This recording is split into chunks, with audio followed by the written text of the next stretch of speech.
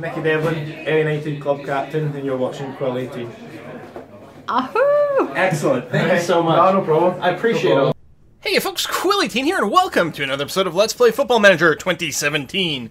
A couple of things to deal with before we get into talking about today's game. First of all, at the end of the last episode, I talked about, hey, wouldn't it be great to sign Tony Ralston onto our team proper? Yeah, the Celtics want £1.8 million to transfer him to our team. So they do correctly recognize that this guy's got a lot of potential.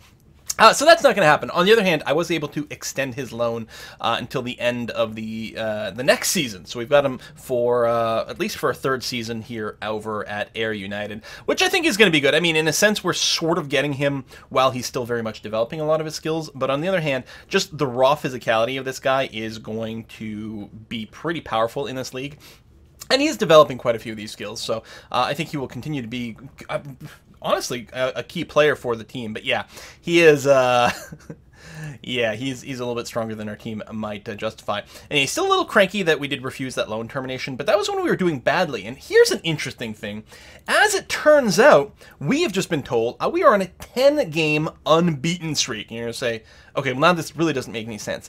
Apparently, this 0-0 outcome over here, even though we lost in penalties, does not count as a loss in terms of, you know, kind of being unbeaten here. It's sort of counting as a draw for that particular kind of record keeping. So yeah, we have not lost a match in 10 games, and in fact, we've drawn 2/3 times, I guess 3 draws, 7 wins in 10 games. So things are going phenomenally well, including, check it out, us beating Kilmarnock. Now, Kilmarnock is not doing insanely well in this league. They were actually in 4th a second ago, and we were in 5th.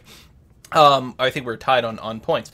Yeah, clearly we were. Kilmarnock's not doing insanely well in this league, but they did just come down from the Premier League. So in theory, they should have been a pretty strong opponent for us, but we were able to take it. It was a squeaker, 2-1 away, and in fact, that was with 1 disallowed goal as well. If I go to schedule and I click on here, there might be some records in there somewhere of things. I mean, I guess there's all the text there.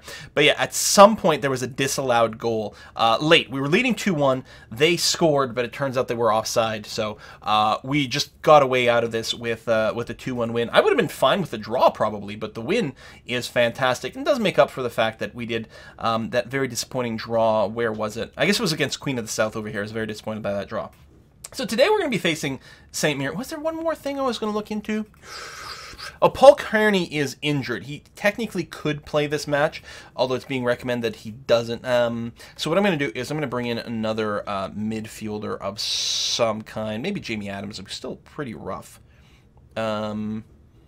Or Sean McCurdy, who's I think been playing a lot of the under-20s. You know what? You got the match sharpness. We're going to go ahead and drop you in there like that. We're going to start Tom Pope. We are planning on playing Craig McGuffey. We've got Jamie Thomas on the sidelines. He won't be happy about that. He'll have to deal with. We did finally complete the promise of Ryan Stevenson to make sure he's playing plenty. And in fact, I feel like this is working out pretty well. It is worth noting, Craig McGuffey is actually the goal leader for our squad, which I hadn't really realized, and maybe I should be giving him some more love. It's a little funny to compare to because we have been splitting things a lot, right? Jamie Thomas and Tom Pope are splitting the duty of being our primary strikers, although Tom Pope has played, well, he started more.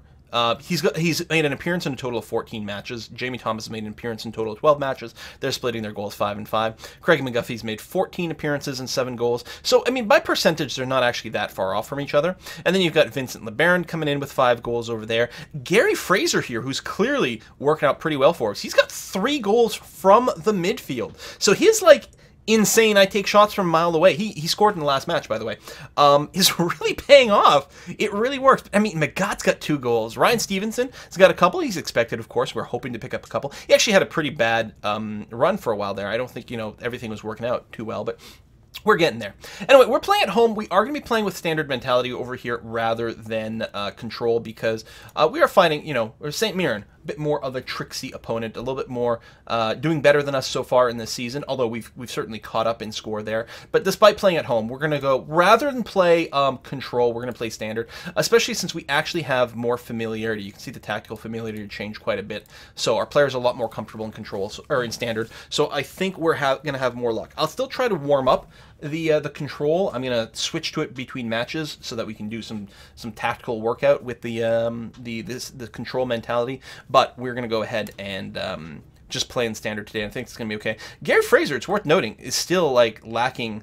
I don't know what the bars are. I guess I'm assuming the bars are probably where the team is. So it represents the fact that Gary Fraser, Daryl Fortis, and Ryan Stevenson are, and actually our goalkeeper as well, but I don't think it's quite as important, are a little lower and familiar with the tactics than the team is on an average. So we still have a little bit of way to go to there. Anyway. Standard, flexible, still work ball in the box, and we're going to continue to exploit the left and right flanks, trying to encourage the ball to go to Fortis and LeBaron, because it seems to work out okay. Fortis hasn't scored yet for our team, and I'm actually wondering if maybe I should take away... Ooh. Should I take away exploit the right flank completely? Finishing 12. I mean, you've got a 12 finishing and a 10 long shot. Like, you actually should be in a halfway decent position to drive the ball in. Flair of 10 isn't bad, actually, for this league. LeBaron's got more flair, so good sort of creativity to create some opportunities. Your finishing's a little lower. Fortis should have just as many opportunities, so I don't know what the deal is there. Are we happy with our substitute count over here? Craig McGuffey, yes. Alan Forrest, yes. I think this is going to be fine. I did put out a feeler. There's a free agent from Brazil that I scattered out that would potentially be another good central defender. And so I know it's not transfer season, but he's a free agent. I don't know if you get him right away or not. But he was available for a very reasonable rate the whole way through and no upfront cost because he's a free agent. I mean, there's like a $3K signing bonus or something like that, so it's pretty irrelevant. So I went ahead and made an offer on him, and I think he's agreed.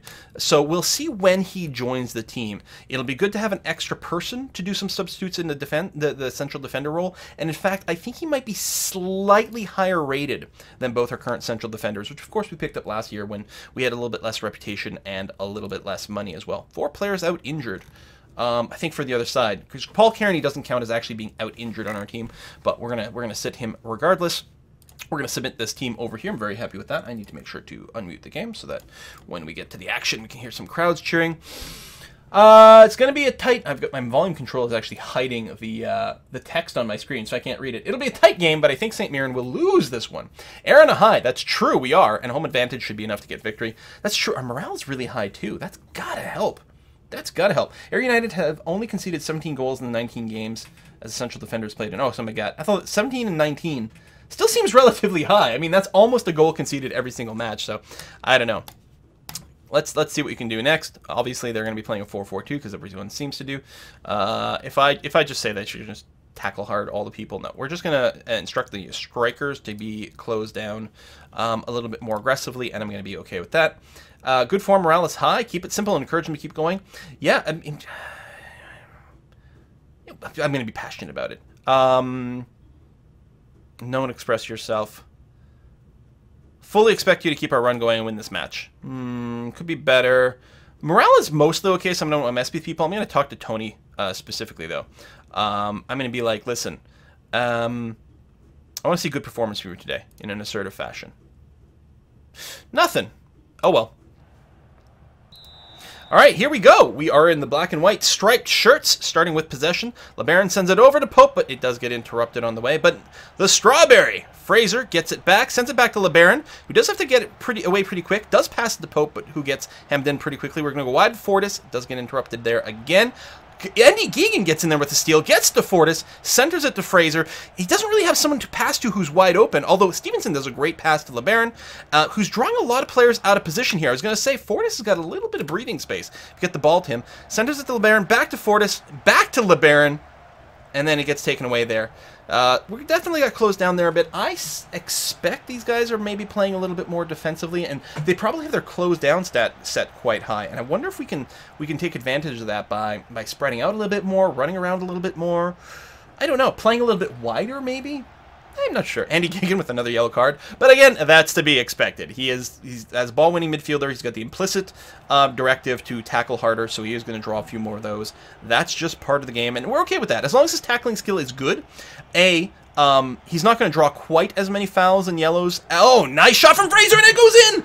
Fraser again delivers with one of these power shots from outside the box. Nice cartwheel there. This guy, I was really unsure for a long time. I know. There was a few videos there I was like, oh, I don't know about this guy. We've been promised in this role. Is this the right thing?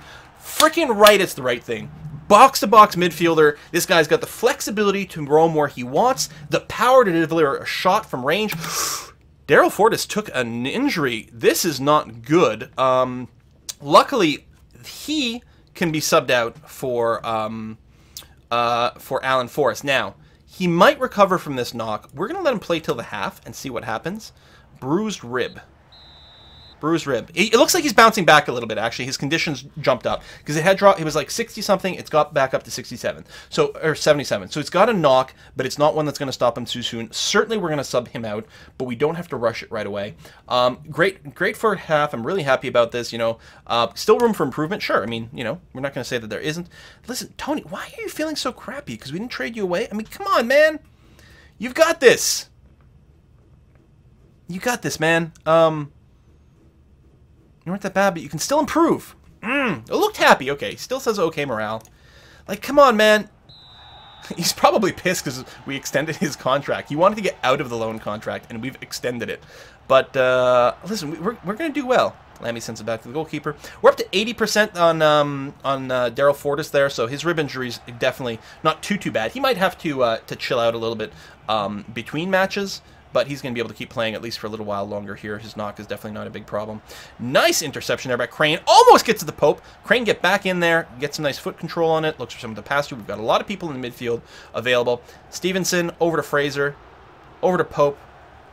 You know, I'm liking our structure a lot. I love the movement we're developing here. Oh my god, are you tackling Fortis extra hard because he's already got a knock?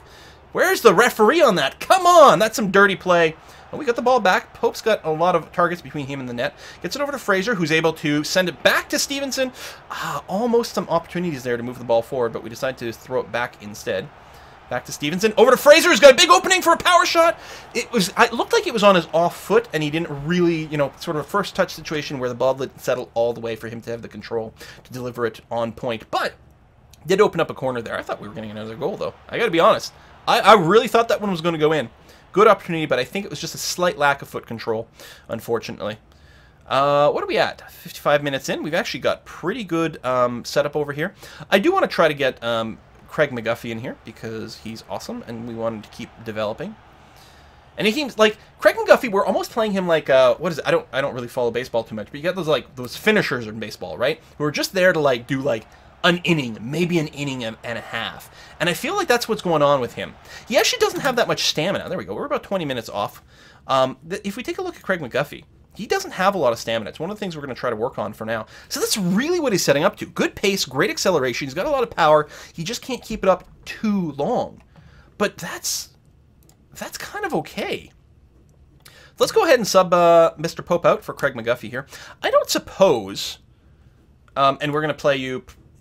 I'm wondering about as a false nine. Like, the difference is dribble more, risky passes, move in the channel. These are all good. The poacher is just further forward. What's funny is, even though we're training you as a poacher, fewer risky passes get further forward. I'm actually wondering if the false nine makes more sense. We're encouraging him to really work the ball, and moving the channel is like getting yourself in a place where you can more easily just move vertically through a couple of people after. He actually might work best in this. Now, false nine's only available in a sport role, but it doesn't mean he's not going to shoot anyway.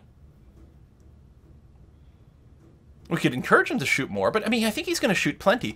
I'm actually wondering if that's even better for him. I mean, he's still going to shoot. We can score from him, Stevenson, Fraser, LeBaron, maybe Fortis, although he hasn't scored yet for us this season. I'm really curious to see what the chat has to say about this. Well, we'll do this for now. He's really comfortable in this role. Listen, buddy. You got this, man. You're the greatest. Show me what we got. I want to see a good display. Go, go, go.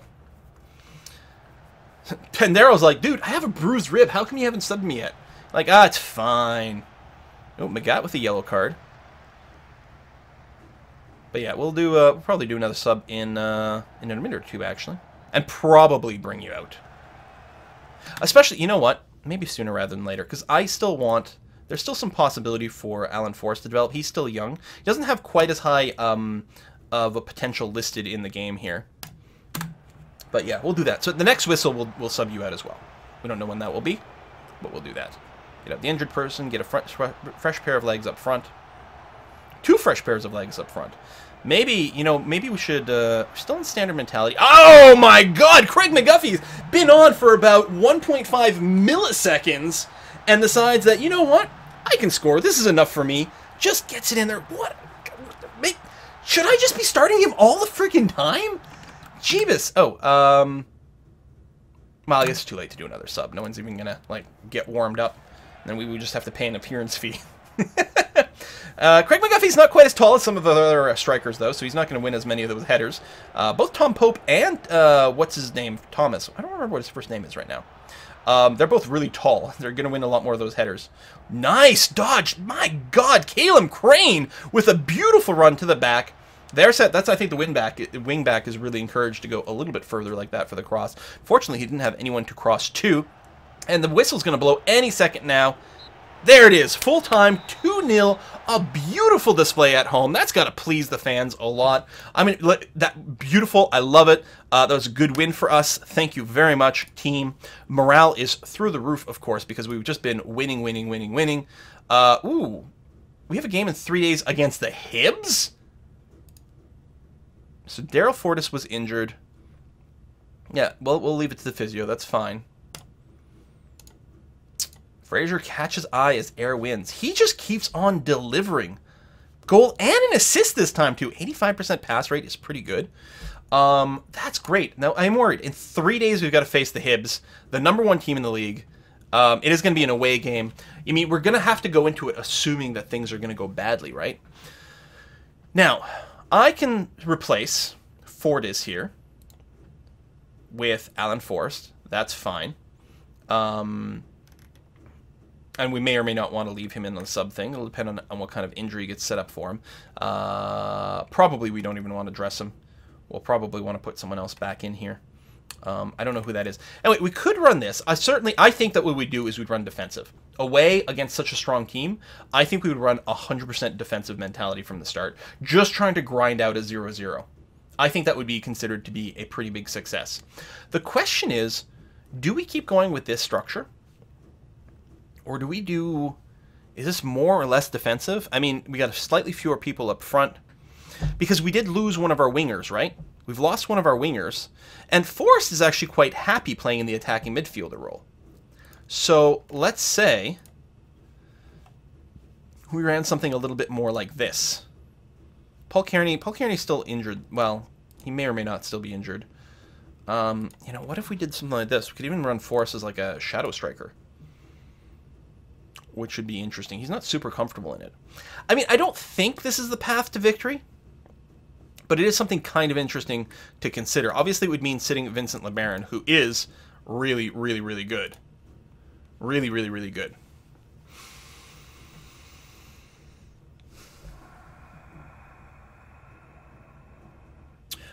We could flip it around and just run 2 strikers. Now that's interesting, right? It could be going closer to that other formation that we were doing before. 2 strikers with the 1 on Ganj. Probably not. It probably makes sense to sit a little further back. And Shadow Striker might not be the thing. We don't need a playmaker there as well. Just, I mean, maybe it's just a generic sort of attacking midfielder. Might actually be the best go over here. And yeah, if Paul Kearney wasn't injured, I would do this. And the problem is, we're a little short on other substitutes. I mean, Daryl Fortis can sort of play in that position, so we can leave him on the bench and consider bringing him in. But I don't know. I think probably we want something that's a little bit more like this. Let me just regenerate the structure. And yeah, so Fortis would sit out for an Alan Forrest start over here. And that's probably okay. Pope and Craig McGuffey. I should overwrite my... Well, I don't actually want to save this. Or tell you what I'm going to... Let me put Fortis back in. Then I will save over this. Save team selection. So this is the 4-2-3-1. 4-2-3-1. Like that. Yeah, overwrite it as my default. And then, yeah, we'll just put Forrest back in. And we will grab Jamie Thomas? No, we don't really need the other striker.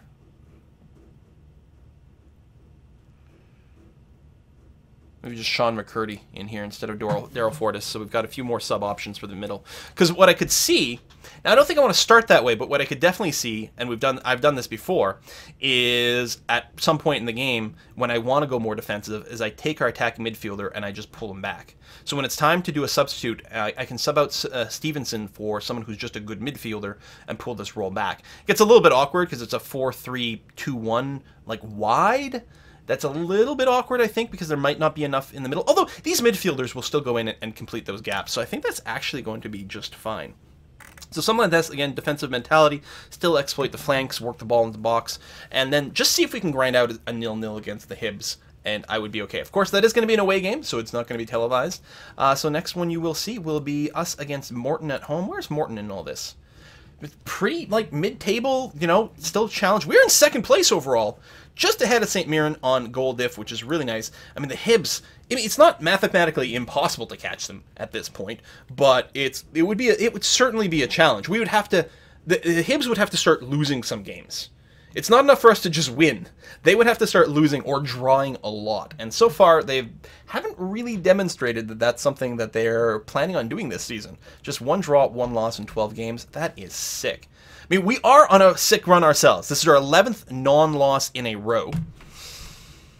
If we win the next one, which is unlikely, but we would have 5 wins in a row in competitive football. And that would be beautiful. We'll see how it goes. Thanks for watching, folks. See you next time.